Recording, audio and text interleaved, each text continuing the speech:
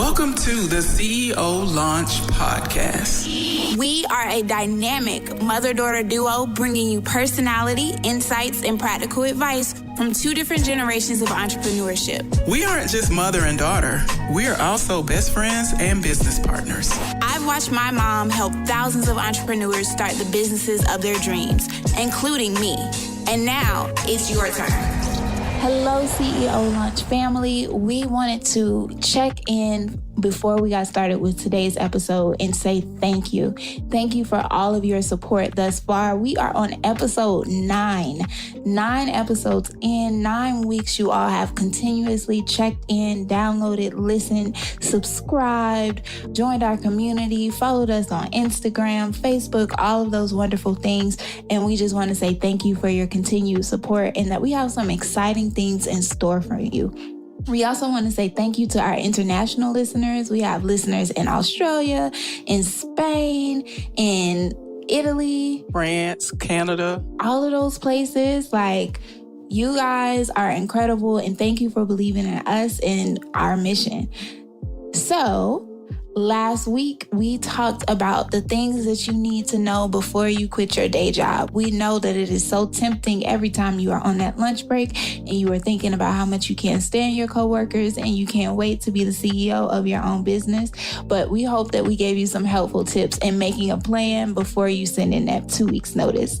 This week, we wanted to talk about how it takes a village to build a business. Recently, I listened to a story by Monica, and she was explaining how she came into the music industry at 12 years old. And one of the things that has kept her grounded and still standing is the fact that she had such amazing family members who helped support her throughout her career, whether they were her managers or teaching her choreography or just coming to her talent shows and things like that. But without that village, she wouldn't be able to be 25 years plus in the game and still doing an incredible job. And I think that that's really important to make sure that you have those people in place. You know, you have the villages in place. A lot of times when I've been teaching, I usually tell people that it's really important that you have your squad in place. And a part of your squad is your village. And many times that's your family. So I even think back to when it was just you and I, and you've always been on my squad. Yeah, I have. You have always been on my squad. I can remember when you were a little girl and you used to, all of your friends would go on vacations and trips during spring break. And because it was tax season, you did not go on trips for a spring break. Yeah. And your friends used to ask you, I remember you were probably about 9 or 10 years old. And one of your friends asked you, does it make you sad that your mommy never takes you on spring break? Do you remember your answer?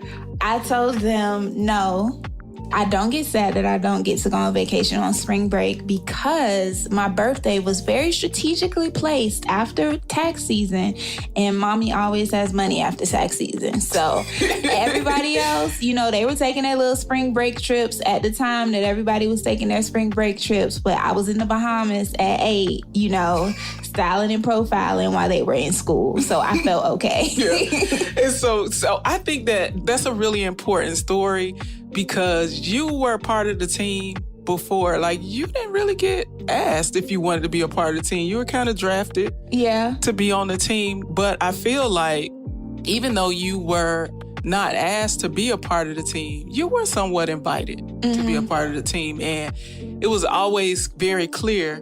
You knew at a very young age, you know, what I've always been preaching about, the short-term sacrifice yields the long-term gain. Right. And so even in your little 10-year-old mind, you knew, like, it's okay, I can't go to spring break or a trip on spring break in March, but my birthday is at the end of April, and at the end of April, my mom is going to have more money in April than she had in March. You know? And you said it, like, she always makes up for it. And so it's true.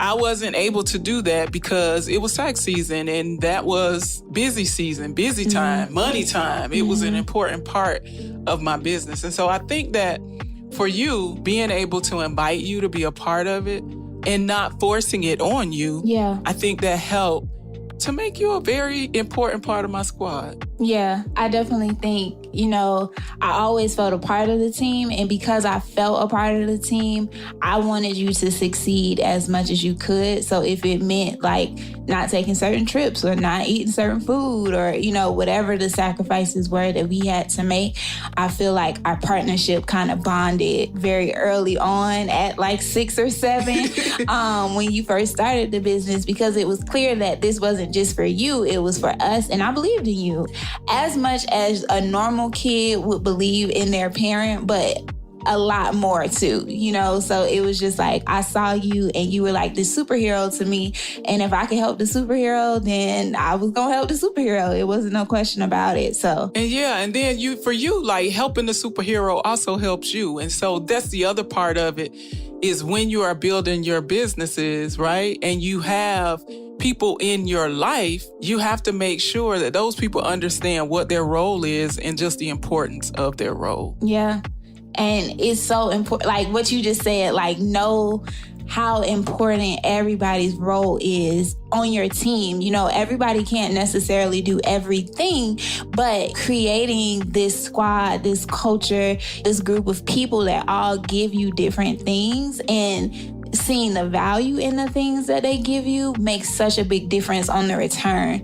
And it becomes more organic and it becomes more out of love, And when you have those moments out of love, when you have those moments out of genuine support, it just yields better results all the time versus those moments where you're forced into situations. It's like Monica said in her story, it's like you have people who are family and then you have people that you're related to. And those are differences, but it's like family can be by blood and by choice. And those choices and the actions that you do, that's what makes you family. And I think when you think about your business, it's very similar. The people that are on your team, they can be employed or they can be by choice, people that just want to be there and support you. But you also have to support them throughout it. You can't burn your village out. That's not fair to them. And just always showing that appreciation makes a really big difference. Yeah. And I think it's really important. Like you just said something that really was key about family. You say that some family is by choice, some of it is just by blood or relation.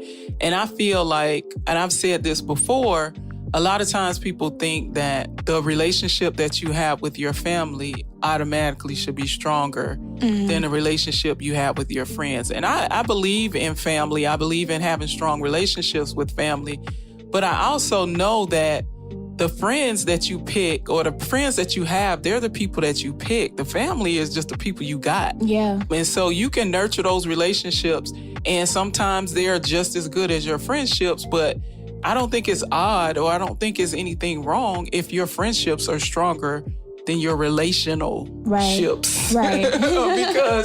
Because your friends are the people you pick. Your friends are your friends because you guys have the same values or you have the same drives or you have the same interests. And so if you pick people that don't get along with you, then there's something wrong with you. Like nobody is going to do that. You're going to pick the pants that fits. Yeah. You're going to pick the friends that actually work in your business. And so I think that it's really important for us to be able to identify who's a part of that village, right? And I also think that it's important for us to not have unrealistic expectations of that village. Because I hear people say things all the time about, oh, my family doesn't support me in my business. And that may or may not be true. But then we have to really dive in and say, well, how do you define support? Exactly. And I think that definition for all of us may look different ways, but we also have to accept that. I think for both of our businesses, we do professional services, and everybody doesn't need the services that we provide. I'm not selling you toothbrushes. So if I was selling toothbrushes and my family decided that they wanted to get Colgate, I might feel away. I might feel a little slighted. I ain't gonna lie. I'm not gonna lie. I'm like, dang, I just told you, this is a black-owned toothbrush. You don't want the black-owned toothbrush. And it's the same toothbrush. Right, it's the same toothbrush. It's Colgate. The difference is you supporting me versus supporting Colgate. Does Colgate make toothbrushes? Yeah, actually? I think they do. Okay. If they don't, they're going to start after this. Yeah, you know what I mean. But for us, I'm doing HR consulting, you do accounting. Everybody may not need the type of accounting that you do. Everybody may not need the human resources consulting that I do. Or, even thinking about resumes, it may be, I might do a certain resume, but you might not want the type of resume that I create, or you might want to do it yourself and all of those things. But what is valuable to me, and I would say that this is similar to you see me that I'm hosting a webinar or that I'm having a sale, or even with the podcast, that the podcast is happening, and you'll share about it. You'll talk about me when I'm not in certain rooms in a good way. Right. Right. In a good way, in the best way. You're informing people when somebody says, oh, I need to get my resume done, and then you tag me under a post, or you let me know, hey, my friend needs this and that. That's support, you know? And I think that really comes down to it. It's just really, we have to define what support is. And I've never been upset by the family members who don't do, I do a service that almost everybody needs. Everybody needs tax prep. But, but at the same time, I'm okay if they don't come to me for tax preparation, really, because I feel like if somebody decides to do business with you, it needs to be their choice, and it shouldn't be forced, and it shouldn't happen. It should not have to happen because we're related. You may have somebody that you've been using that you are comfortable with, and that's fine. So I think that we just have to really do a better job of defining what support is and acknowledging and appreciating the support that you have. 100%. And I was also going to say, as business owners, especially when you're first starting out with your business, you have to think bigger than what your current network is. Like, if you are only thinking that your customers are going to be your family and friends, that's going to be sad. Yeah, that's a sad business. It's not going to be a business very soon, because you have to think bigger than the network that you have. You got to think about the market. And so it's like, if you're selling something and your family and friends doesn't fit within that market, you have to be okay with that. But you have to do the work, and you have to, you have to create a marketing plan. Exactly. And figure out how to get to your audience. And just because your family and friends doesn't fit in that doesn't necessarily mean that they're against you or against your business or not supporting you, and a whole other things that people say about not supporting their businesses. But as a business owner, you definitely need to figure out how to expand beyond the world that you know right now. Because if you don't have vision, you don't have nothing. And it really boils down to, your marketing plan cannot include your warm market. You have to figure out a way to be introduced to new people, because if you are planning to sell your products and services only to the people that you know, you don't have a business, you have a fundraiser. A fundraiser. Yes, and usually fundraisers have end dates. Yes. So you want to think about those kinds of things and just appreciate it. And I appreciate the family members that share, like you said, share my posts and tag me in posts. And I have a handful of cousins that actually patronize my business, and I love and appreciate them for that. But I also appreciate the ones who don't patronize my business, but maybe they'll buy a book and give it to somebody else because they don't have a business. Yeah. Or they may, again, share my post or tell somebody else about me. And so I think that when we think about this topic, we talked about how it takes a village to build a business. It's really important that you are telling the right people that you are in business, right? And so the people who are close to you, those are the people who need to know you're in business so that they can support you in their way, not your way. So support doesn't mean buy, but they can support you in their way. And then you can continue to do the things that you plan to do, right? And I would even add, sometimes it might not be shares. It might just be words of encouragement. It just might be, you know what, I see you doing X, Y, and Z. And keep doing your thing, keep girl. doing it. You know, they may have never liked the post, shared the post, whatever, but they saw you and they uplifted you. And those are still important moments too. You don't want your business to be a secret. I know a lot of people say move in silence and all of that stuff. Listen, be loud with your business. Yes. Be loud, because you just never know who's watching you. And when you're consistent and when you're providing quality products or services or what have you, people will see you. And when it's the right time, they'll put you into places that you never would have thought that you would have been in. So just keep doing it. Yeah. With that said, I think we might have some takeaways. What you think? Yeah. So I think it's one of the takeaways that I think we could kind of hammer the nail all the way in is recognizing that support is not always patronage. It's not. So if they patronize your business, that's one thing, but supporting your business doesn't mean they have to buy from you. Mm-hmm. And celebrate the people that are there for you. Appreciate those people who are, in your village. What do you have? I think the biggest things to think about when it comes to having a village is also being in a village. So it is that you get what you give. So if you're trash and you don't share nobody's stuff and you're not celebrating nobody, you can't put a congratulations, you don't double tap nothing. That's your ministry. That's probably going to be the same energy that you get when you decide that you want to sell jewelry or lashes or whatever else is the business that you're coming up with, because you're not being encouraging, you're not being warm, you're not being supportive in anybody else's circle, and then suddenly you want to sell to everybody and want to see all of the warmness of everyone else when you just been icicle cold. That just don't make a lot of sense. Yeah. So if you want friends, you have to be a friend. Yep, 100%. And if you trash, everything around you gonna stink. So you just gotta act right. Yeah. So, hey, I hope you guys enjoyed this episode as much as we always have fun when we're recording these. Yeah. So hopefully you enjoyed this episode as much as we did and you got something out of it. We are looking forward to you continuing to listen to our podcast. I can't believe it. Yes, this is week 9. We are so I'm getting on Kenya's nerves because I am feverishly watching the stats.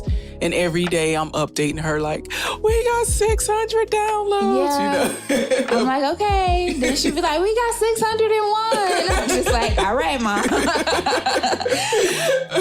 No, but seriously, we are so, so, so happy that you all are a part of our village and that you all have continuously supported us throughout this process, that you have been leaving reviews, sharing, commenting on our posts on social media. Just all of that. Yeah. So just, if you guys are getting anything from these episodes, please let us know.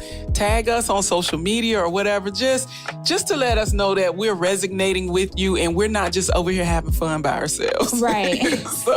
So meet us here next week as we are going to talk about recovering from mistakes. And it's going to get vulnerable. Yeah. We're going to get full, as my mama say. Yes. So if you haven't already joined our online community, the Efficient CEO Movement on Facebook, we ask you to join us. That's where we will continue the conversations and provide you with tips, advice, and encouragement. And follow us on social media. We are on Facebook, Instagram, LinkedIn, YouTube. Not TikTok yet. I know we've been talking about TikTok. It's been a lot of stuff happening in the news that TikTok might not be here. So by the time this pump out, it might be a little bit different. We'll see. We'll see what's happening with TikTok. But you can always find us at the CEO Launch. And we are happy to connect with you all. See you next week. And don't forget to take off. This is a Claire Wood production.